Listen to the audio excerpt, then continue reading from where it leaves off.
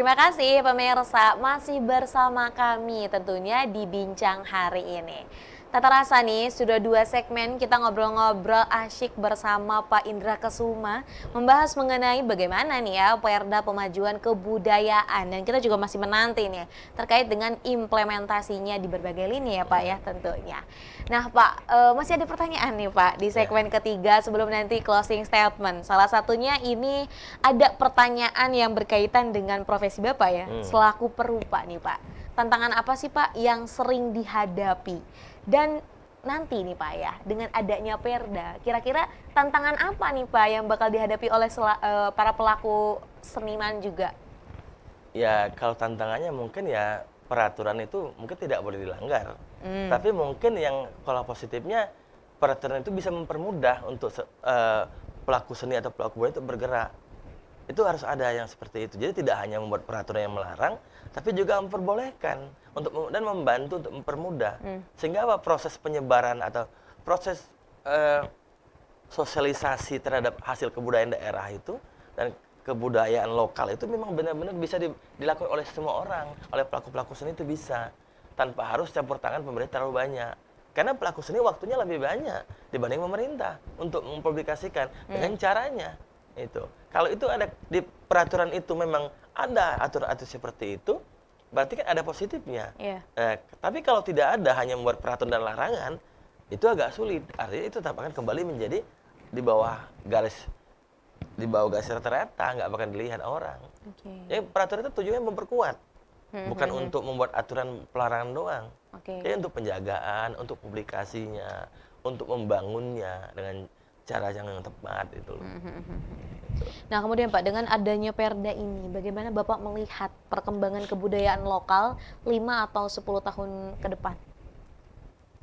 Kalau kembali lagi ke kebenaran tadi, kalau Perda ini isinya memang jelas, artinya untuk membangun Banten, pasti hasilnya akan lebih baik, pasti. Ya, itu kalau memang Perda tujuannya untuk kebaikan, untuk membangun Banten secara benar, pasti tujuannya nanti Banten ke depan akan lebih maju, akan lebih dikenal kebudayaannya itu. Tapi kalau misalnya peraturan ini hanya formalitas saja, tidak detail, artinya hanya tergantung beberapa pihak saja, maka akan sulit tetap. Jadi ya peraturannya peraturan, pelaksanaan tetap pelaksanaan, jadinya lepas. Tapi kalau tujuannya sama, satu arah, pasti Banten akan maju. 5 tahun, 10 tahun akan maju. Itu. Jadi kata Bapak tadi pasti Banten akan maju. Apakah Bapak optimis nih Pak akan adanya peningkatan dalam pemajuan kebudayaan khususnya di Banten? Innama a'malu binniyat kata Allah tuh kan. Kita nyebut itu di Al-Qur'an kan ada innama a'malu binniyat. Niat kita, niat dari awal. Ketika niatnya sudah nggak ada, walaupun orang itu orang hebat percuma. Jadi tidak harus bicara masalah orang hebat, tapi orang yang mencintai itu harus ada. Mencintai dengan kemampuannya, dengan caranya, bekerja sama. Tidak harus orang yang sangat hebat sekali, tidak. Kadang-kadang ada yang orang hebat tapi tidak mau untuk membangun, hanya untuk memikirkan sekelompok orang lain, memikirkan dirinya sendiri. Banyak itu terjadi. Walaupun kita tidak menunjuk siapa-siapa ya, tetapi itu banyak yang terjadi seperti itu. Artinya memiliki rasa cinta itu tidak tumbuh dalam dirinya. Dia hanya melakukan itu sebagai apa ya, kebutuhan sekilas. Mungkin ada kepentingan ya Pak ya. Lalu itu terserah. Jadi seperti itu. Jadi memang tadi ya harapannya dengan adanya peraturan apapun di Indonesia ini bukan hanya menguntungkan satu golongan saja ya Pak ya. Tapi ini kan berbicara terkait dengan bagaimana seluruh masyarakat. Jangka panjang. Jangka panjang juga. Jadi jangan mentang-mentang mungkin ini selama saya menjabat aja nih gitu ya. Jadi akhirnya ya cuma berhenti di situ.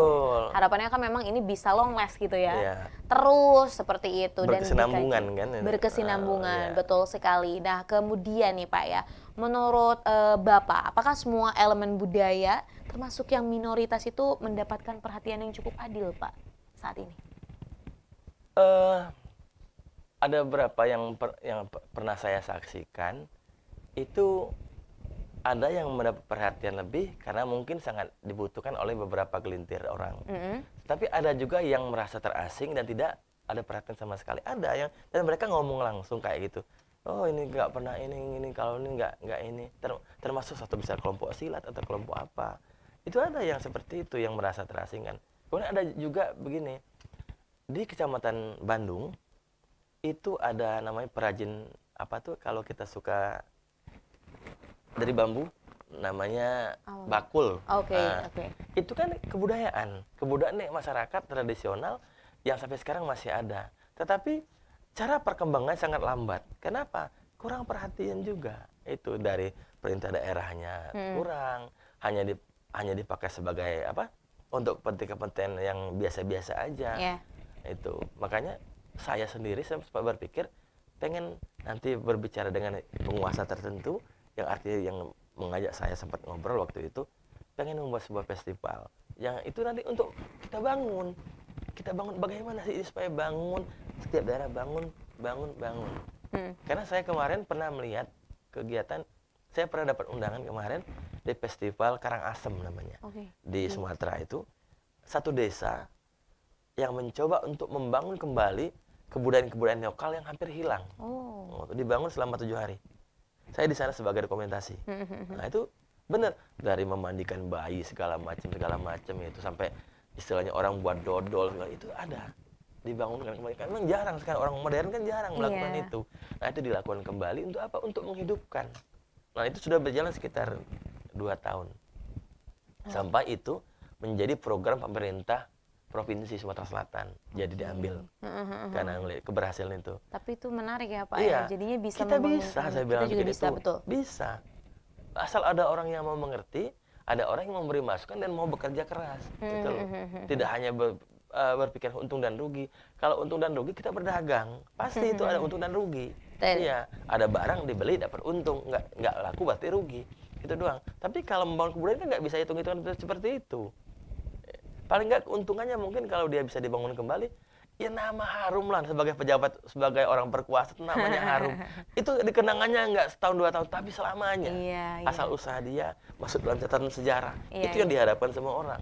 Diingat ya Pak ya. Iya, dimasuk dalam sejarah penting kebudayaan. Oh ini tokohnya ini.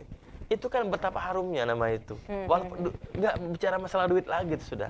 Itu masalah ingatan jangka panjang. Salah satu budi lah ya Pak ya. Betul, dan itu menjadi amal kita juga. Nah harapan saya dengan penguasa sekarang berpikirlah seperti itu. Kamu akan dikenang orang, nggak perlu tinggal, oh saya bangun ini stadion misalnya, yang gede, oh zaman saya itu, oh saya bangun ini. Nggak perlu, tapi bangunlah kebudayaan itu sesuai dengan akarnya, dikembangkan terus, diperkenalkan. Dengan peraturan yang dibuat, yang dikeluarkan oleh pemerintah dan bisa membangun itu akan menjadi catatan panjang dalam sejarah perkembangan Banten, itu akan jadi sejarah panjang. Diingat terus itu. Akan diingat ya Pak ya. Walaupun pemerintah nggak ngasih duit istilahnya enggak, tapi dia membangun terus dengan masyarakat, kerja guyup misalnya kumpul bareng. Nah, itu ada sebuah gerakan yang akhirnya diingat juga oleh masyarakat luas ya Pak ya. Betul. Dan ini kan tadi ya namanya juga masyarakat, dari mulut ke mulut ya Pak. Ini juga kan pasti akan terpatri ya dalam ingatan masyarakat yang akhirnya juga ada ungkapan terima kasih atas memang usaha-usaha yang dilakukan seperti itu. Nah baik Pak, nggak kerasa deh Pak, sudah 30 menit ya kita ngobrol-ngobrol asyik bersama Pak Indra Kasuma. Padahal sebentar ya terasa. Padahal sebentar ya Pak, nggak kerasa juga nih ya. Nah tapi sebelum menutup perjumpaan kita hari ini pemirsa, kita akan dengarkan closing statement nih Pak. Boleh Pak dikasih closing statement kepada pemirsa setia Sultan TV tentang tema kita hari ini nih, mengenai menanti implementasi Perda Pemajuan Kebudayaan di Banten. Kita sebagai orang Banten tidak hanya berpikir untung dan rugi, tapi berpikirlah bagaimana kita membangun Banten ini dari kecintaan kita yang paling dalam. Karena tanpa ada kecintaan, maka semua kerja itu akan sia-sia. Semua kerja itu akan tidak menghasilkan apa-apa, hanya tinggal kenangan kosong. Tetapi ketika kita membuat sebuah kenangan yang baik, membangun itu dengan kecintaan kita, itu akan menjadi catatan sejarah panjang yang akan dikenang orang selamanya sampai kita tidak ada. Nama kita minimal akan harum dari generasi ke generasi. Saya kira cuma itu yang mungkin akan menjadi pikiran kita bersama. Gitu. Wah baik, terima kasih Pak Indra atas closing statementnya. Ini juga menyadarkan kita kembali nih ya, untuk dalam hal apapun ya Pak ya, kita ini perlu banget untuk berbuat baik. Betul. Karena tadi kita juga nggak tahu mungkin kapan akan menjadi balasan kepada kita ya Pak ya. Betul. Jadi terus lakukan kebaikan dalam hal apapun pemirsa. Ya nanti kita pun akan memetiknya ya Pak ya, entah kapan gitu. Tapi ingatan ingatan itu akan panjang. Ingatan itu akan panjang, betul sekali. Baik, terima kasih Bapak sudah berkenan hadir di Studio Sultan TV ngobrol-ngobrol. Semoga nanti kesempatan lainnya bisa ngobrol lagi nih Pak ya. Insya Allah, insya Allah. Insya Allah. Dan semoga sehat selalu Bapak. Amin. Kita tutup nih Pak ya perjumpaan kita hari ini. Pemirsa setia Sultan TV, dimanapun Anda berada. Demikian perbincangan kita hari ini bersama Pak Indra Kesuma yang merupakan Perupa Banten, membahas mengenai menanti implementasi Perda Pemajuan Kebudayaan di Provinsi Banten. Semoga apa yang kita perbincangkan hari ini dapat bermanfaat dan juga berkelanjutan. Saya, Raudlah Rida, dan segenap kru yang bertugas hari ini mengucapkan terima kasih. Pamit undur diri, sampai jumpa. Wassalamualaikum warahmatullahi wabarakatuh.